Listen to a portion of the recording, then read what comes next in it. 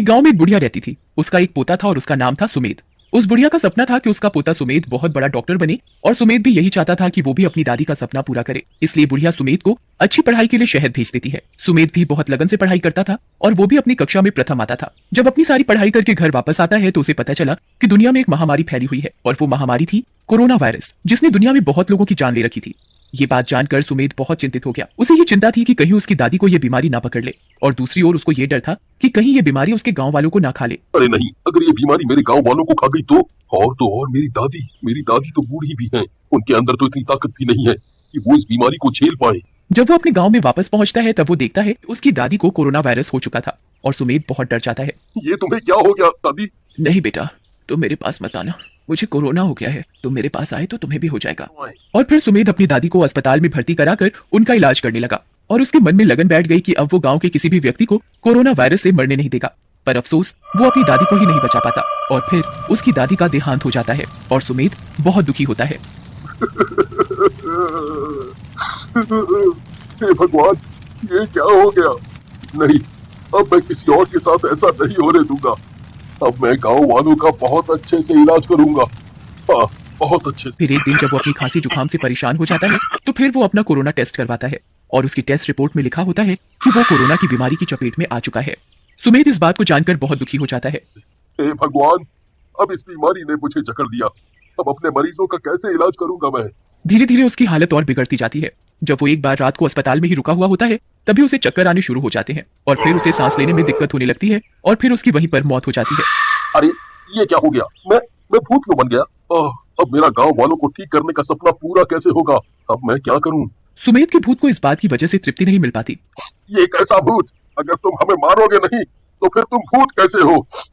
जी नहीं, कल रात को ही मेरी मृत्यु हो गई है क्योंकि मैं कोरोना की बीमारी का शिकार बन चुका था और फिर सांस न लेने के कारण मेरी मृत्यु हो गई। पर मृत्यु के बाद भी मुझे तृप्ति नहीं मिली क्योंकि मेरा सपना, जो कि आप सभी गांव वालों को इस खतरनाक बीमारी से बचाना है, तो मैंने ये निर्णय लिया कि मैं मरने के बाद भी भूत बन के आप सभी का इलाज करूंगा जिससे मुझे तृप्ति मिल सकेगी। गांव वाले उसकी बातों पर विश्वास कर लेते हैं और उसकी बहुत प्रशंसा करते हैं।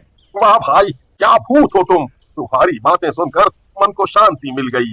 अरे हाँ डॉक्टर साहब, अब हम सभी आपसे बिल्कुल नहीं डरेंगे। हाँ भाई, तुम बहुत अच्छे हो, वरना तो हम सब बहुत घबरा गए थे कि अब हमें इस महामारी से कौन बचाएगा।